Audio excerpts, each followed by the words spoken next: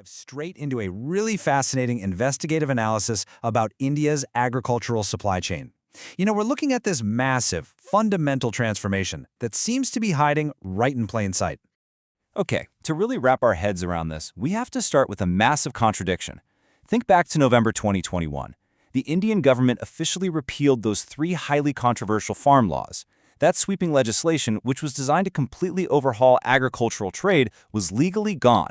Done. But here's the hook, and it's a big one. While the political laws disappeared, the economic architecture actually didn't. The ultimate goals behind those laws seem to be quietly happening anyway.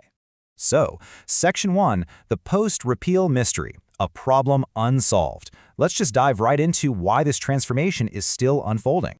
You see, simply repealing a piece of legislation didn't magically fix the reality on the ground, right? India still faced incredibly fragmented production with a massive base of small farmers, and they were severely hampered by a sheer lack of storage and widespread quality assurance problems. This weak aggregation basically left those small producers totally dependent on local intermediaries. The core economic problem? It was still just sitting right there, demanding a solution. The political route just hadn't worked out. Which brings us to Section 2, rebuilding the physical market, the second route. Because when a top-down law fails, what do? Well, you take a second route. Instead of changing the market through a central statute, the government started heavily, expanding the physical and digital infrastructure around the farmer. Just look at the sheer scale of this pivot. By January 2026, the government reported 10,000 farmer-producer organizations, or FPOs, encompassing over 5.6 million registered farmers. Why does this matter? Well, an individual farmer on their own is a very small participant in a massive market. But an organized FPO? That becomes a major commercial counterparty. It literally shifts the entire bargaining dynamic. At the exact same time, digital markets aren't destroying the traditional APMC mandis, those local agricultural markets. They're actually integrating right into them. Check this out. By March 2026, the ENAM, or Electronic National Agriculture Market, had integrated over 1,600 mandis, handling cumulative trade of nearly 4.84 lakh crore rupees. That is a staggering amount of volume. And backing this all up is some serious physical investment, with over 80,000 crore rupees in sanctioned loans from the Agriculture Infrastructure Fund purely for warehouses and cold chain capacity. And this supply chain vividly illustrates the new reality on the ground. Produce moves from the farm straight to an FPO. Then it goes through grading, testing, cold storage, and processing, all the way to an institutional buyer via a clean digital transaction. These physical and digital investments are quietly creating a fundamentally more formal agricultural economy. And get this, absolutely no new farm law was required to build it.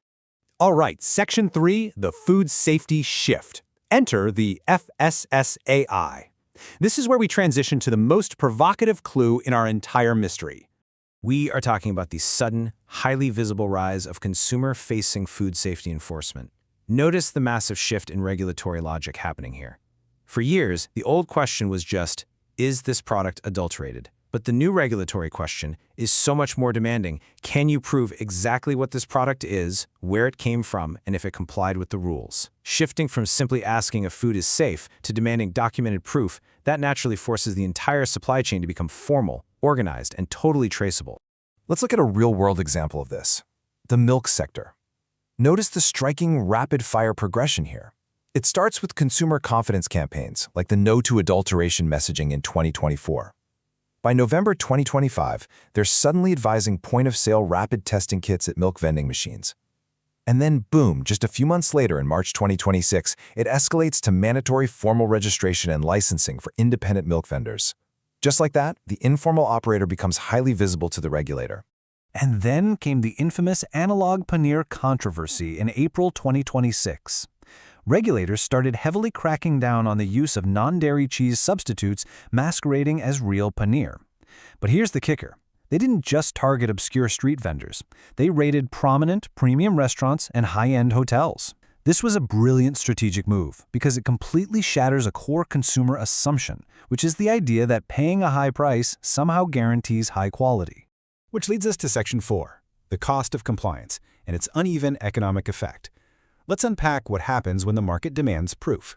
Because when consumers can no longer trust that price equals quality, they start demanding hard proof of authenticity.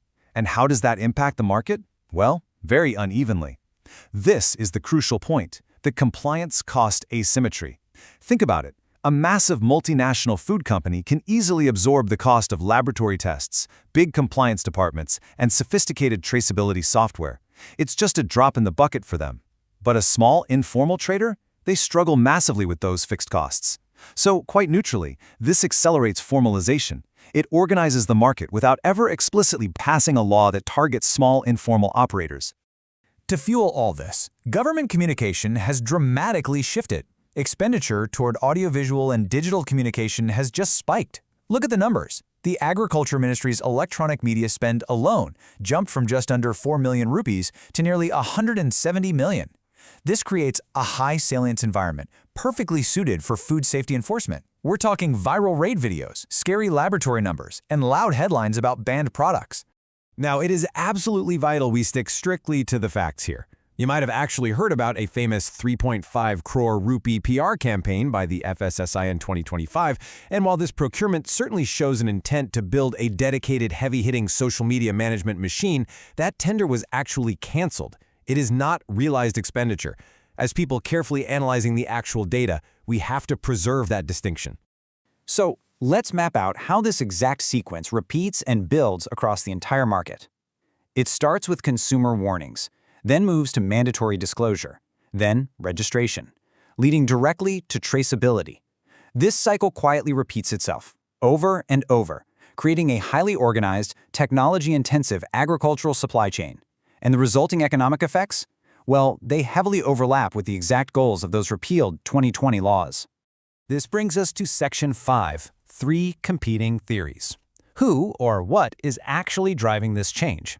The analysis presents 3 very compelling, very objective theories for this massive, quiet restructuring. Theory 1 is strategic substitution, essentially building the infrastructure first and using food safety to make market formalization politically acceptable. Theory 2 is ordinary modernization, meaning this is just a natural, totally uncoordinated push by the state to improve infrastructure and protect consumers. And Theory 3 is global supply chain pressure, suggesting international trade agreements are basically forcing India to adopt strict testing and traceability. Honestly, the most realistic explanation? All 3 are likely happening simultaneously, achieving multiple goals at once. Okay, Section 6, tracking the real story, the 2026 to 2029 test. How do we know for sure? Well, we don't just rely on speculation. Over the next 3 years, you can actually test these theories in the real world to see if this is a backdoor strategy or just modernization. Here is your checklist. First, follow the money. Who gets the government communication funds? Second, listen to the messages. What are consumers repeatedly being told? Third, watch the enforcement. Which specific businesses or commodities are being targeted? Fourth, track the rules. What new testing requirements are popping up? And most importantly, watch the market structure. Is procurement share measurably shifting away from informal intermediaries and toward FPOs and organized retail? We need to look for structural evidence, not just flashy headlines. And that brings us to the end, but I want to leave you with this really provocative thought. The legal architecture of the farm laws absolutely vanished in 2021. But the ultimate lesson of 2020 might be this. While laws can be repealed overnight by political pressure, physical infrastructure, digital databases, and a growing consumer demand for safe, authentic food, those cannot be unbuilt. So the question we have to ask is, are we witnessing agricultural reform by legislation being quietly replaced by agricultural restructuring by compliance? Keep your eyes on the data. Thank you so much for joining me for this explainer, and I will catch you in the next one.